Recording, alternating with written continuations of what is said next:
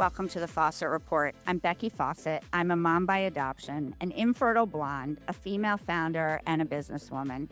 I just got off a call, actually, where I was talking to someone about how people don't think nonprofit people are businesswomen. So I have to say this, even as foolish as that is. Other foolish things are that podcast rule books say you have to have this same introduction every single time you get behind the microphone. Well, clearly I don't do that. I'm not going to do that. What I will tell you is that another foolish thing, for most of my young life, I tried to be perfect because that's what I thought I was supposed to do. That's what I thought the world wanted to see. And then my life exploded when I went to have children. It didn't really work. That was a pretty big imperfection. Whole world got to watch. And that's the plot twist. Now I look for any opportunity to be different. I'm an outspoken advocate who wants to change the world, and this sometimes gets me into trouble. But for the most part, it helps me make real connections with real people, especially my guest today. As she said to me already, this is the interview the world has been waiting to happen. This woman is unreal. Unreal. If you think I'm a truth teller, buckle up, guys. Welcome to my podcast, The Fawcett Report. I'm so glad you're here. Now, for those of you who know, I used to exercise a lot before I ripped this tendon in my foot that's never going to heal. And I loved SoulCycle, except I didn't want to be at the SoulCycle that everybody else was at. So when I first went, I found this wonderful woman named Lauren behind the desk. And I said, I'm here because I hurt my back. And my doctor told me I have to either swim, which I hate swimming, or I have to get on a bike. And I know I look like I should be here, but I don't think I really want to be here. Who should I take as a teacher? And they told me a couple people. And so I took those classes. And then everybody loves to tell you what you should be doing in this world. So they said, you really should be doing a SoulCycle fundraiser. And I said, well, find me someone who's connected to adoption is what I said to Lauren. Maybe I'll do one, but you've got to find it for me. And Halle Becker, you walked into my life. You walked into my life. So let me tell you about Halle. That's how this all started, which was 10 years ago. Our ride was in May of 2016. So 10 years we've been friends. It was love at first sight. And this woman's a powerhouse. At 23 years old, she launched a corporate production company that she ran for 30 years, including a 2-year stint with the queen of truth-telling, Oprah Winfrey. That's pretty cool. And that was just Act 1. She went on to become one of the original legendary SoulCycle instructors before pivoting became what everybody is supposed to do. For over 20 years, she's been leading healing retreats around the world and keeping it 100% real. Here's what's real. We're going to talk about that. That was a coffee talk, you and me. Here's what's real. Yeah, right on. And she's Homegirl Yoga, and she brings raw, unfiltered truth to the wellness space. I don't even know what to say, but she's pretty damn cool. And whether she knows it or not, one of her on the bike one-liners from all those years ago is still something I repeat to myself on a regular basis. And we'll get to that. I don't know if you can guess. Do you remember what it is, Halle? I've told you before. Oh my God, I'm getting too old, but tell me, just tell me. Let the wise woman in. The wise woman in. That's it. Let her in, give her a I seat. get beat up and I know what's best for the direction I need to go, or someone tells me no, I hear you in the back of my head going, let the wise woman in, because I know what I'm doing. You might think I don't know what I'm doing, but I know what I'm doing, and you haven't done what I'm doing. So, and that's it. So I am so excited for this because you have a lot to say, and you're not the usual messenger when you're on a bike thinking, I'm on a bike working out, and holy crap, this woman's healing my heart. This woman's healing my brain. And I was like, how did this happen? So welcome to the Fawcett Report. Thank you so much, my dearest Becky. I'm so happy to be here today. I am so thrilled. I feel like we were sisters from the very moment that we met. And I just have loved our journey and our truth and our honesty. And I'm really honored to be here today. And I didn't even tell them how you're connected to adoption. You want to tell them? And we have to talk about our first ride. I know we technically should talk first in chronological order of your career. Yeah. Like, do you want to talk about the production company before we get to SoulCycle? Sure. I know. I want to jump to the juice, but I know it's all juicy though, isn't I it? know. I mean, really, when you start telling the friggin' truth, it gets pretty real I pretty mean, were fast. you always like this? I don't think I asked you that ever. Listen, I was 23 years old when I started my production company.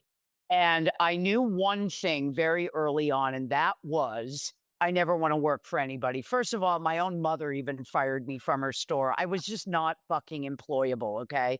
And I was working for a production company and they fired me. And so I grabbed a pack of Parliament, some Doritos, and a Diet Coke, as one does, Yeah. Becky. Yeah. That's a And I drove nutritious down. I lunch. was living in DC at the time, and I drove down to the beach with a friend of mine. I said, you know what? I'm going to start my own production company. And that's what I did. And I ran that company for 30 years. And I had, as we talked about, I had a 2-year stint working with La Oprah. The first 2 years she did her Live Your Best Life tour. It was really life changing. And you mentioned being a messenger. And I think that's what we all are. You are a messenger advocacy of adoption and the ways to get there. I am a messenger of truth and life and the messiness and how the magic can be in the mess. And I think that really you and I have evolved through our jobs being our passion. Let me help you. Let me show you. Let me live my truth so you can live yours.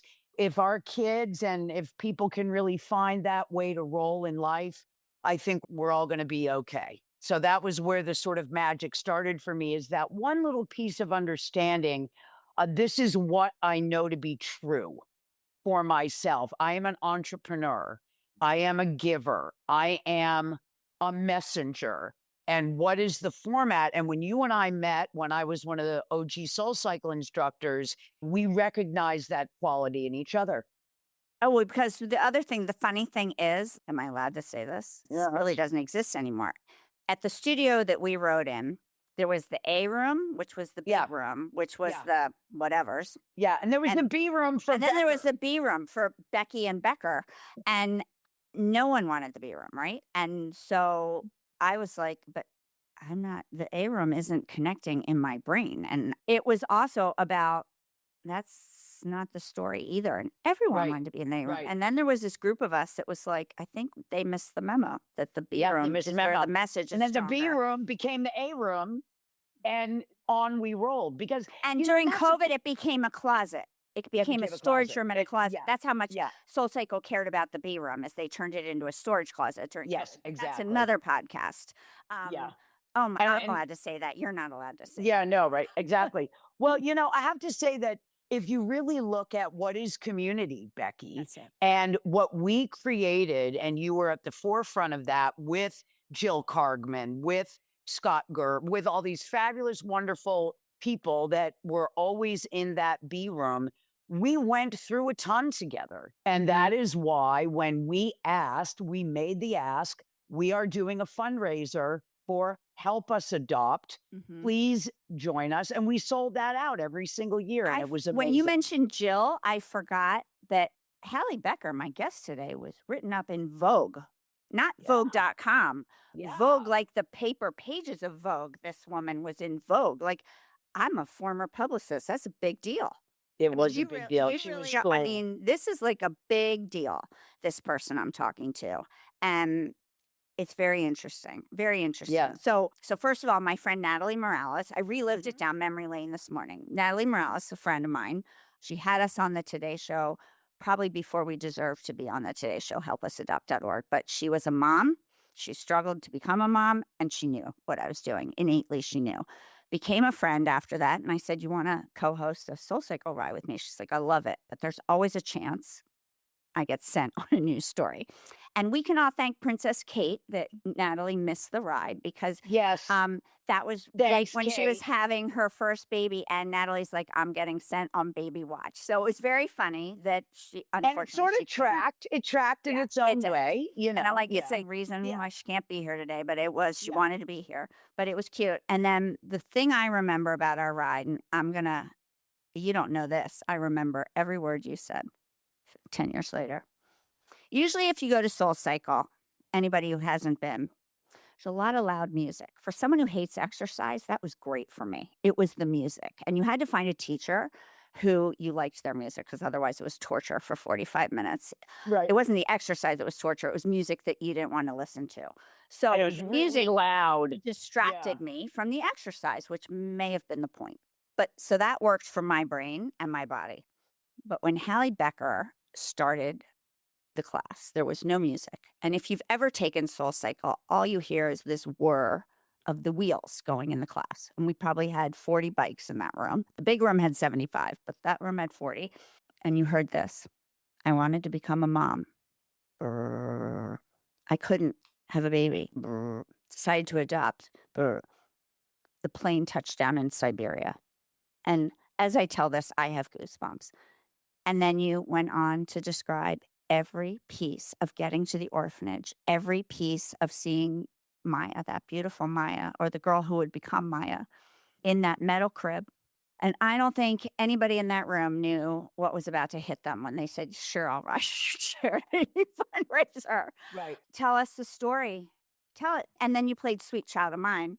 Come on. It was a great ride. Yeah. Great ride. So first of all, I wasn't getting pregnant. I mean, like I could have gone like in the middle of Fifth Avenue and gone, free sex, here I am. And it was just not fucking happening. All right. But, and the husband, Maya's dad, my husband, Mark, we talked about it. We're both, of Russian descent. And, we decided to go forward with this adoption process. We also were completely out of control, partying maniac people. But I will say this. So listen, this is a very, very, very good piece of advice that somebody who does not have children, who is a very good friend of mine, said, you do not become a parent, however that comes to you, naturally, adoption or whatever. You do not become a parent to have a cute little baby. You become a parent to take on whatever road is going to bring forth that journey for you. And you and I can certainly speak to the many different kinds of roads that parenting has taken. You're in, no matter what happens, you're in. And for me, I never even thought twice, okay, I am not getting pregnant. I also have an X-linked chromosome in my family ancestry that there was a very good chance that if I birthed a boy, he could be legally blind. And if I birthed a girl, she could carry this X-linked chromosome. But I wasn't getting pregnant anyway. And Mark and I just, went forward. We found this amazing woman from a company called Adoption Source. Now, here's your visual, Bex. Remember Lonnie Anderson, who dated Burt Reynolds, right? With the big WKRP in Cincinnati. Right, with the hair, with the thing. Imagine that person as a long, dark-haired Jew with a mouth as filthy as a sailor. And she was our adoption advocate. And she would scream in Russian at these people. She went down the dirty road with us. And it was so incredible, but it never really seemed real. And I really haven't told this story that much. And I'm very happy to share it with you because everything leads back to the road to adoption. And how is that going to happen is going to be different for everybody. I got 2 videos, Becky. I got 2 VHS videos, one of a boy, a baby boy, and one of a baby girl. And they said, choose. And I said to the husband, I said to Mark, if we are going to go down this road and I have a choice, I would very much like to raise a baby girl.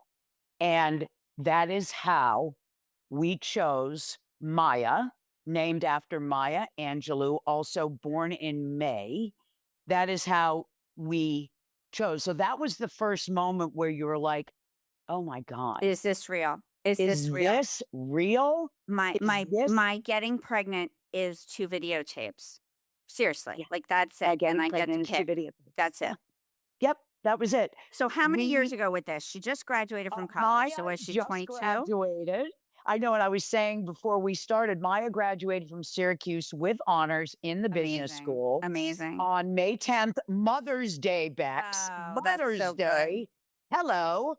And she just started her job today at UBS in the wealth management. And Amazing. I am so proud of her. And I can't even believe that I'm here. And with every chapter, we find ourselves changing as our kids are changing. And it is a big moment.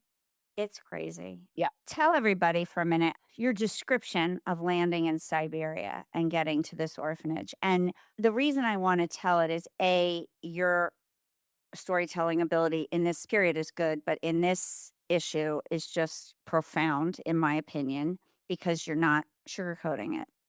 And when Mhm. people say to me, why do kids need to be adopted if they have a home in an orphanage? I'm like, oh my God, first of all, no one wants to be in an orphanage. Let me explain Nope. that to you. And Nope. internationally, it's not like they build another wing when these kids get older. So when they get older, they kick the 13, 14, 15-year-old kids because there's more babies coming in. So think about it. What is a 13, 14, 15-year-old going to do out on the streets with no education, no guidance? On their own, they have to find a place to live. Like, this is not good. This adoption is so important for many, many reasons, but internationally, this is a real thing. And Yeah. again, it's not pretty at every junction. And I don't tell this story to hurt any of the kids. I tell this and I want you to tell the story because these kids need you. And this is part of the work that I do every day at helpusadopt.org is that this is an amazing way to build your family. And like you said, I always say people choose adoption, which way to adopt for many different reasons. And it's heritage sometimes with the international. And I Right. love that piece because people are like, well, why? They went there because it was an orphan. I'm like, well, maybe that's a coincidence, but there's usually a more internal compass Right. driving that decision. So thank you for mentioning that because I think it's really important. I do too. Yeah. Yeah. So we chose to adopt from Russia because that is where our ancestry is. So when we were, started working with this adoption company, we didn't realize when we got to Moscow, my ex-husband looks at me and he said, "What's the toughest job in Moscow?" I said, "What?" He goes, "Stand-up comedian." I'm like, "You're absolutely right. There's not a smile Yeah. in this country." And so we're in Moscow and then we board this plane to go to Siberia. Siberia. It's like, Mhm. this is not a joke. We were Mhm. going to Siberia, okay? It's like a In James a Bond plane. movie. Crazy. Literally, Becky, this plane was put together with duct tape. I'm like, we're never going to meet our daughter because we're going to die on this plane. All right. So we land in Siberia, and I'm like, it was a Quentin Tarantino movie. Like, Mhm. it was like a tarmac, and then there was like this wooden little shed. And then somehow our luggage came out, and then this person picked us up. I mean, we just didn't know what the hell was going on. And so we go to the hotel. And the next day, we go to the orphanage with our incredible interpreter, Irina. So, there's always a delay, So when you're saying, like, I'll ask a question, and I felt like 5 minutes would go by before they would like answer the question because it was like, so we get to Siberia somehow in one piece, and we get to the orphanage, and I meet my daughter, and she is wearing the ugliest, flammable little pink dress you have ever seen. And I was like, I looked at her and I said, "I'm going to get you a pony by the time you're 9. Let's get the Mm. hell out of here." And it was love at first sight. It was correct at first sight, but we were still in Russia and there was protocol and we had to ask certain questions a certain way. We had to do this. We had to present this person with a pen, this person with a scarf. I mean, everyone here is like, did you have like thousands of dollars strapped to Mhm. your stomach? No, but there was an absolute protocol Mhm. and you had to dig deep to get through the bullshit and find out what was truth. And I just want to shout somebody out. There is a woman named Jane Aronson, and she Dr. has, Jane. I Jane. know Yeah, Dr. Dr. Jane. Jane. Dr. Jane did Angelina Jolie's, all her children. And so she happened to live down the street from me on the Upper East Side. So I had shown her the Mhm. video of Maya. She was concerned about the head size, this, that, all the things that one would ask. So, Well, I hope you just um, told her where she graduated from with honors. I don't think we're yeah, concerned about the head I size really should anymore. reach out to her. I love Yeah. Jane. She was Yeah. a hard ass though. I had to bring her apple juice. I had to But bring her not any I apple know. juice, Martinelli, right? The Mhm. Martinelli apple juicer. So she had us with all these questions. So I'm sitting there with the Russian ladies and my interpreter and Maya. And it was absolute crazy town. I don't think Maya's father moved for 2 hours. I think he was just like, what is happening? And they're very secretive. Okay. You do not know who, I don't even call them, for me, I don't really call them birth parents. I don't really have a name, okay, for what I'm calling. I can call Maya's mother the birth mother, but then all of a sudden, this woman that was, one of the nurses put this folder down, and I saw a picture that I wasn't supposed to see. And that was of Maya's mother, a beautiful little dark-haired girl that left her baby at the orphanage in Siberia at 2 months old. Because someone told her she couldn't do it. She couldn't do it. Someone told her she couldn't do it. She couldn't do it. Can't do it. So the first time we met Maya, all right, she was about 4.5 months old. And the way that they work it in Russia is that you don't get to go just once. You have to go twice. You have to go, you have to be there, you have to stay there, you have to do the whole, thing twice. So we left and we got on the plane and I'm like, what just happened? And then I don't know what we were thinking, that it was just going to go away, but we are on a chairlift 4 months later in Aspen, and we get a phone call from the Lonnie Anderson of the adoption world saying, you need to get off that chairlift and get on a plane and go to Russia. You're about to become parents. There you go. And there it is. And that's how life happens. Can I tell you something? So when I signed our adoption papers for Brooke, they were the agency, they were supposed to black out. It's private. It was an open adoption, but that doesn't mean, hi, here's my bank account number and my address. You were supposed to black stuff out. And it was just as much for the birth parents as it was for me. Just as much. Equal opportunity protection. Fine. They didn't. And this little blonde girl pulled up her sleeve and wrote everything down on my arm. Why? I might need this someday. And then fast forward, Brooke's birth mother, who I had the relationship with, not the birth father. We were told, died. It's very unfortunate. It's not what we signed up for. I wanted a long, open adoption so Brooke could know how amazing her birth mother was and her birth mother could know how amazing she was.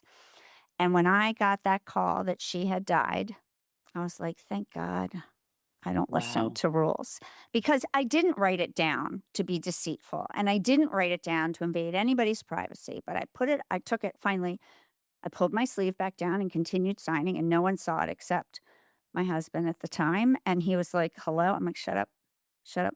And I went up into the closet when Brooke was really struggling, probably 2 years later at age 10. She was 8 when she died. And at age 10, she's like, I'm really not okay with this. I never got to meet her. And I'm going to now have this peace in my life. And I go, I can find your birth father because I don't listen. And I went and got the piece of paper and I found him on Facebook in about 2 minutes. I'm like, here's the deal. If I find him and open this, you have to meet him. I'm not finding him and stirring up the pot to then say, oh, I'm sorry, that was a false alarm. I am not doing that to him. He is lovely. I met him. She goes, wow, go find him. 2 minutes later, he writes back and says, hi, I'm in. What does she need? And here we are. She's now 16. And over the weekend, what were we talking about?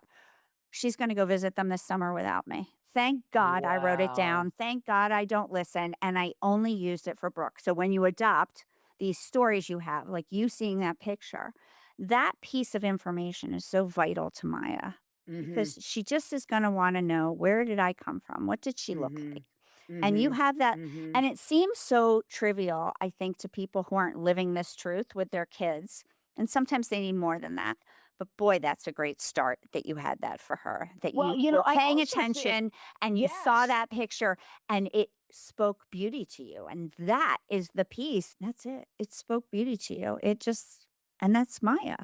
Yeah. Like, that is Maya. That's Maya. That is her. Like, she's there. And I love that story. And I'm telling my story only because if anybody's listening who's like, they told me not to write it down. Like, if someone shows you something, don't do anything icky, obviously. But if it's presented for you, by mistake, and you can have one extra piece of information for your kid. Now, today, maybe you don't need that. Maybe with DNA and the internet, you don't need any of this stuff that you and I had to look at.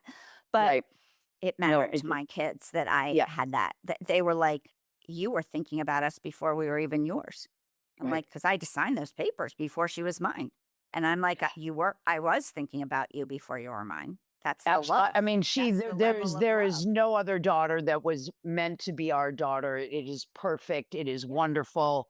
There's two things that I want to say about that I found a couple of questions that I was asked early on when Maya came home to us. Mhm. I actually had a friend of mine, her husband said to me, You can't make this shit up, Becky, okay? Well, when she cries at night, do you think that if she was your own daughter, that you would go in like it would be different if she was your own daughter? And I said, first of all, what? And second of And all, so strange for what? someone's husband to ask you that. The whole conversation sometimes about, kids used to say to Maya, and I didn't find this out till later, well, why didn't your real parents want you? And da da da da. And and Maya's like, these are my real parents. And the story that we said to Maya was, out of all the children in the world, It was we you. chose you. It was you. We chose you. To this day, just because I would never ask such a goddamn stupid question as to like, what if it was really your daughter? Would you? But the other thing that I don't understand is people said to me, up until I swear, Becky, she was 10. So does she know she's adopted? Oh, for God's sake. I'm They would sorry, say that to me what? in front of my girls, and I'd be like, if they didn't, they're right. These are them. So the cat's out of Yeah. the bag. Yeah. And I I said, just, and they were on the Today Show, and they've been on Good Morning America and on CNN and NY1. So I'm pretty sure they know, but why don't you ask them yourself? Like, right. what? And I Yeah, always it tell blows my people, like, mind. people will say, like, Becky, your tone is so sarcastic and rude. I'm like, think about what you're asking. Oh my God.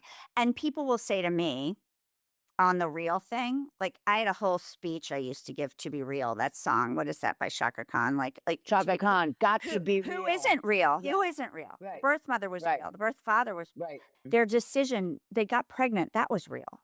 Their Mm. decision to place this child, heartbreaking, real. Who Mhm. isn't real in all this? But get your facts Mhm. straight. So they would say to me, and some people still do, although I think now people are so scared of the answer, they might not talk to me. That's okay too. Right. Is Right. this, do you ever wish you'd have your own children? And I said, okay, so now I've been doing this. Jane's 20, Brooke's 16. A judge said they're my own children. You do know in the courtroom, they say, when I hit this gavel, it will be as if this child came out of your own body and you are fully responsible for them for a lifetime.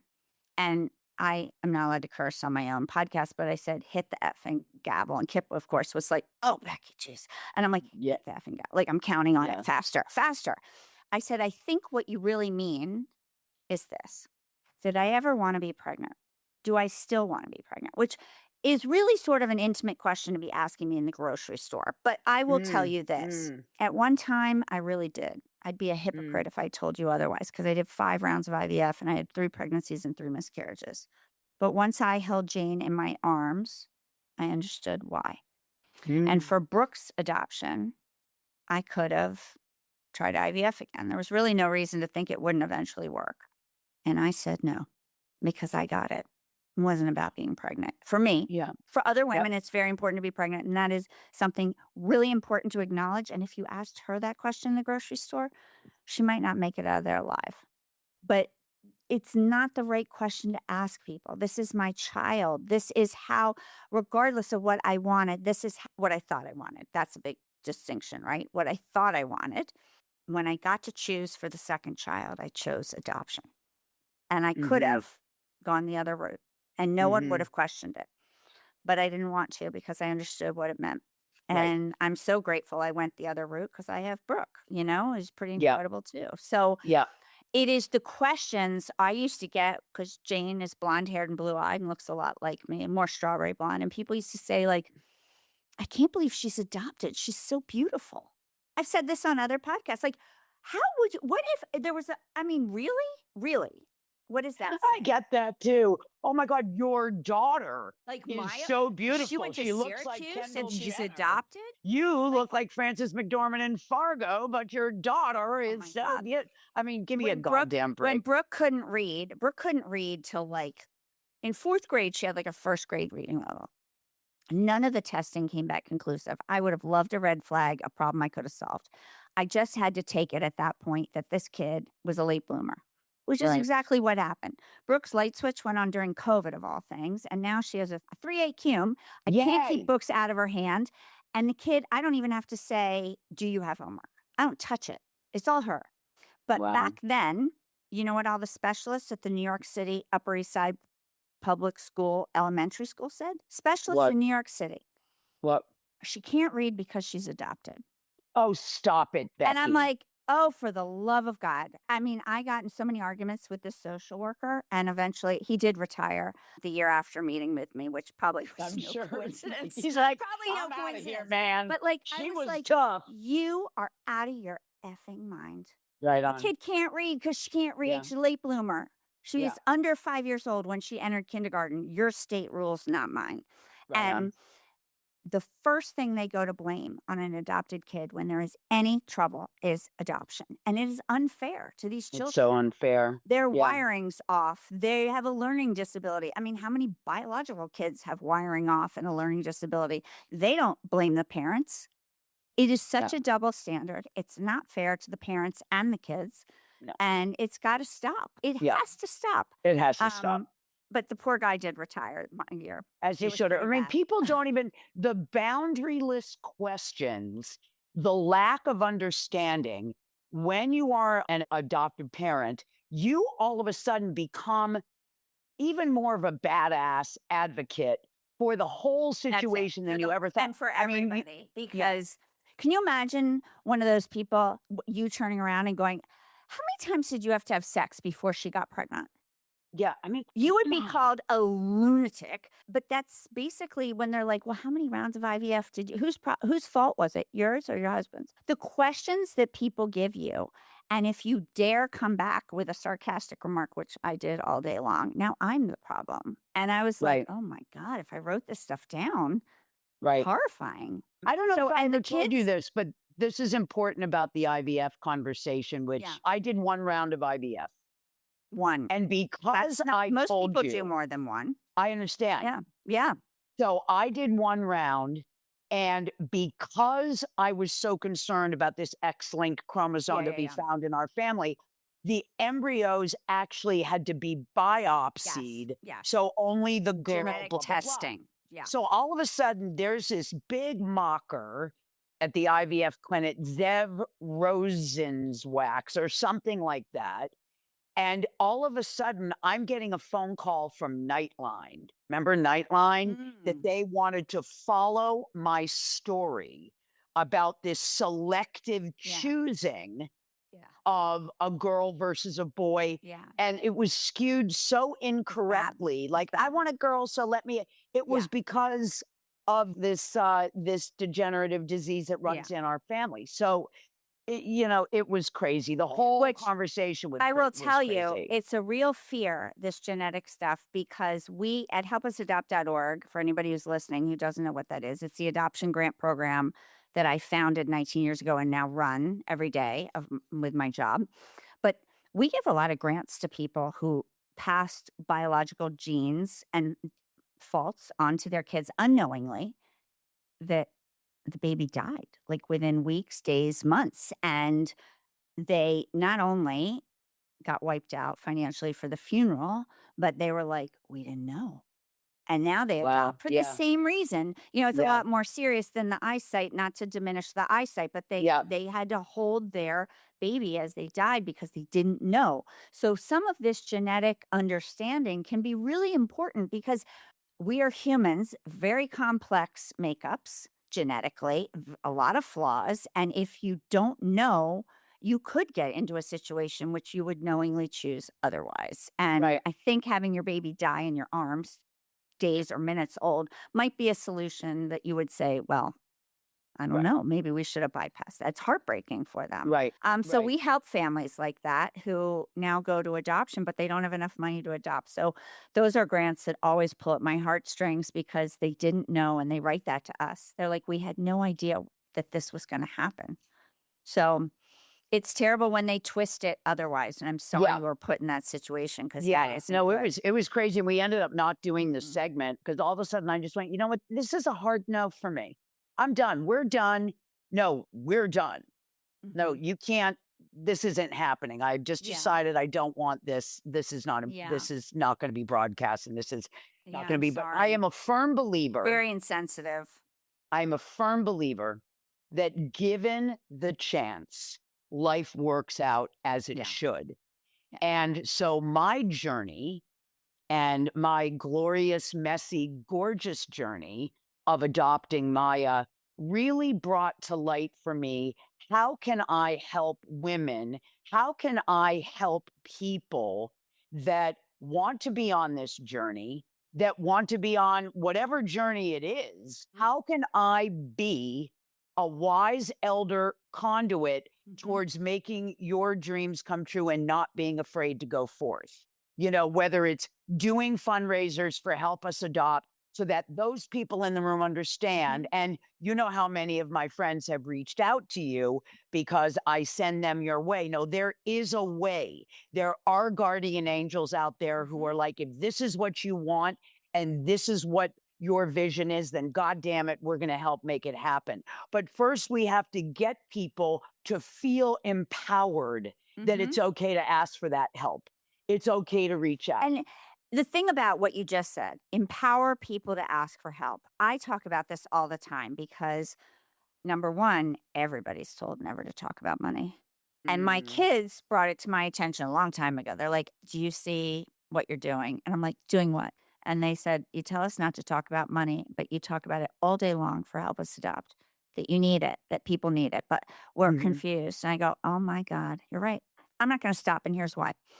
I raise money to change the world and make people's lives better. You don't talk about money like you just got the expensive Nikes that cost $300, which first of all, you're not getting because I don't believe in that. But Right. that's where you don't talk about money. But also, can you imagine having to ask for help to build your family for money? Like I tell people all the time, we are an organization removing that shame. We have created a platform encouraging you to ask for help because if you don't ask for help, who the hell am I going to give this money to? And Right. what you just said, it is just global. It's not just people who need help. Let's adopt money. It is everybody. We were all raised as a civilization that asking for help means you're weak. That Right. asking for help means that you've really done something terrible that now you need. And oh my God, we all stumble at so many different points. We're not asking you to buy me a new house. That's not okay. But what if someone is having an oops in their life and needs a place to Right. crash for a little bit? That's okay. They should be Right. supported. Everybody has a couch. Right. And these are the things. So I love that you're doing that to empower people to Well, remove the it's a shame. community. And We are yes, we're community. here to help people. Yep. This is what Yep. we are put on this planet to do. And Yep. who's that? Is that Mother Teresa who says, and if you're not going to help people, don't hurt them. And I Right. always say that. Like, Right. if you're not going to help them for all, don't hurt them.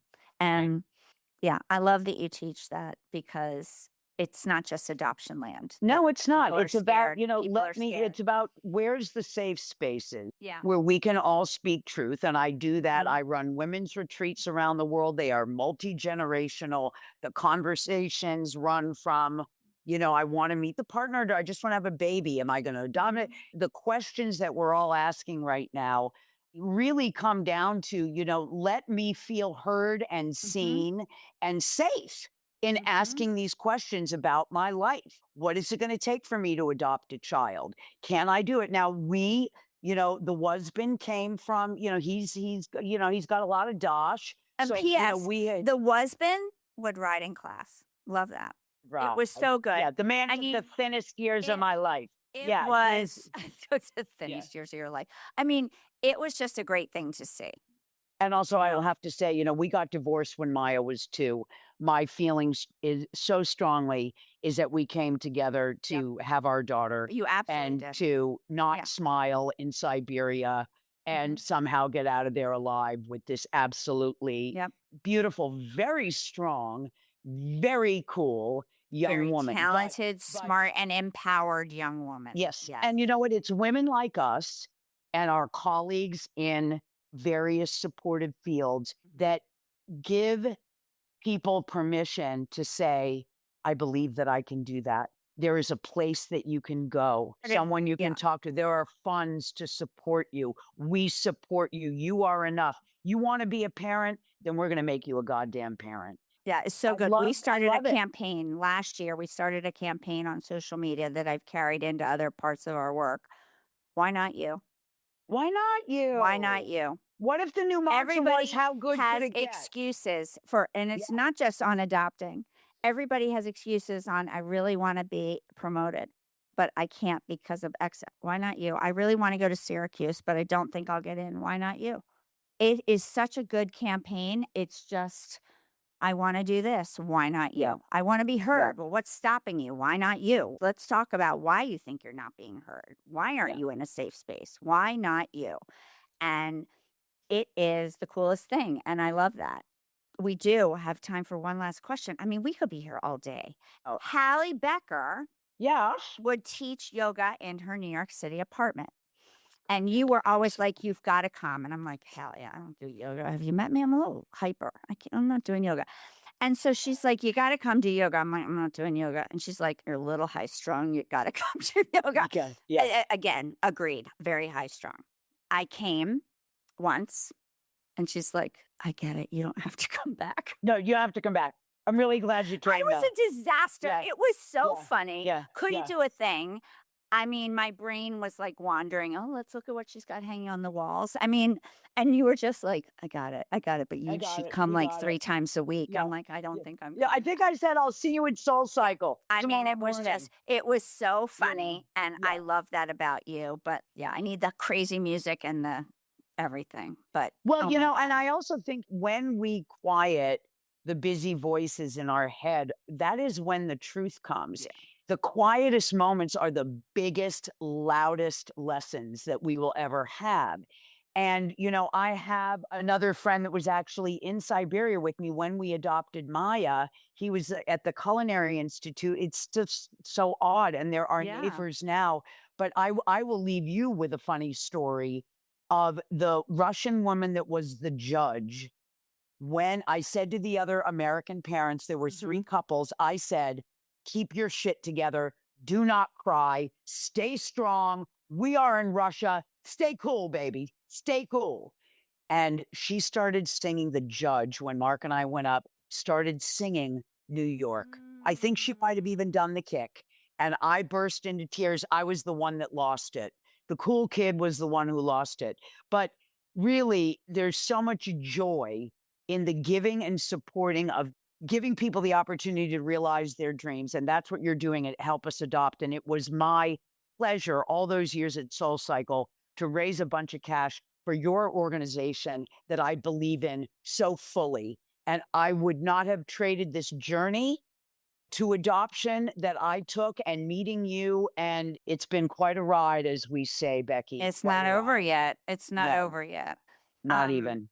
So I want you to tell everybody, and honestly, if you're listening to this and you just think what we talked about was great, then that's terrific. But if you're thinking the way I feel about Halle Becker, that you want to know about these retreats. Now, the reason I don't go on the retreats is I'm too busy, can't take a vacation with Help Us Adopt. And there's no way I could be quiet for 7 days. We all know that. I think I would love to go for a day. I can't go for 7. My brain would never do it. But I know this woman enough to know what she's doing is so helpful because I've had it in a different form. So, Halle, where can they find you? Where can they find you? Both for your yoga and your Zoom yoga and all these things, but these retreats, because really, it's true. I didn't want a quiet house, and I knew that I had to do something that scared the crap out of me. So I didn't have a quiet house forever. And it was worth it. But that is really it. I call it the empty house syndrome when you're trying to become a mom. And that was the moments where I was like, I don't care how scared I am about adoption. I don't have a choice. I'm going to do it. Yeah. Other That's people do it. exactly. I have to be, I'm sure I can get through it. And I'm sure they're in one piece. I think I'll be in one piece. And who knew Right. I'd be better than that? So Tell everybody my where they can find retreats, you. my website is Halle, Halle Becker.com. I specialize in women's retreats, multi-generational women's retreats. If you're looking to shift and you're looking to move, and we are loud and we are unruly and we go all over the world from They're good Iceland to spots. Cuba to Yeah. Marrakesh to Tulum to my annual retreat in the Hudson Valley. It is a safe space. The age ranges from 20 to 70. And we do rock and roll kick-ass yoga and hiking and adventuring. And I think the biggest thing that I'm proud of, as you have done with Help Us Adopt, is I create safe space for you to become what it is that you're looking for and as to much as not you'll be cry, afraid. as much Yeah. as you'll cry, You'll laugh and you cry will, equal. that's it. You will laugh so hard with this You will woman. laugh and you will She cry. will make you so happy. It won't just be about where you need to improve. It will be, oh my God, this is so much fun. Even the hard stuff is fun. Yeah. Even the hard stuff is fun with you. Even the hard stuff is fun. It's my truth in my life is that the job of mother, though now evolving because she's launched and I'm going through my whole situation with letting go, but Mhm. it was the greatest journey, and I'm so glad through adoption that I got a chance to become a mother. It's amazing. Where can they find you on social media? Halle, Halle, Homegirl. And I do usually once a week, I have like a 60-second, here's what's real, or I just throw down a truth bomb and hope that it lands for somebody because we really do all need each other right now. It's a complicated world and the universe is in play, my friend. So we got to stick close. You're amazing. I'm so You're grateful amazing to know and I you. love you. Lauren is the best person. We got to reach out to her and tell her. Yeah, we got 10 years later, it's still strong. And we will do a SoulCycle class together one of these days, Becky. We're going to get back on the bike. Get back. All right, let me know. Yeah, I'll bring you my got it. torn tendon and all. You got to accept I'll be in the audience. I'll be a rider sitting next to you and we'll be See, that's no, high-fiving. we're not doing that. We'll have to figure out something else. No. You Yeah, have to leave. Donors still talk about that ride. We have to wrap up. I'm so sorry, but there's more to talk about. There's more. So we'll do another Yeah, one. and we will gather soon. And I'm so proud of all that you've done. Thank I'm you. so Thank you proud for of being Help a Us part of it. Adopt. My pleasure. 30 Seconds with Becky Fawcett. You know that I never go into these podcast recordings knowing what I'm going to talk about in the 30 seconds. It is something that comes up in the middle of the speak. And you guys were listening, and when Halle said, this is what I know to be true, and how she creates safe spaces to let me be seen and heard, and then we talked about why not you, I want to tell you this. Now you will know when this podcast was recorded for eternity. When the New York Knicks were in the finals a few weeks ago, a week ago, whatever it was, and they had I think it was the third game in New York City on home court advantage, and they tanked it. Tanked it first half. They tanked it. And I turned the TV off at halftime. And then I woke up in the morning and I was like, so how badly did they tank it? Let's see. And they didn't tank it. They won by 1 point. And I came into my office and I gathered everybody together and I said, I have something to tell you. I made a huge mistake last night and I'm not happy with myself. And I told them the story I just told you. And I said, I'm so mad at myself because I committed to the loss at halftime. I committed to the loss. That's not me.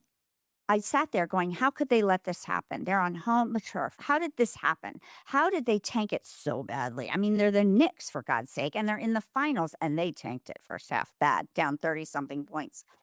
I wouldn't let my kids commit to the loss. I don't commit to the loss like that, but here I did last night.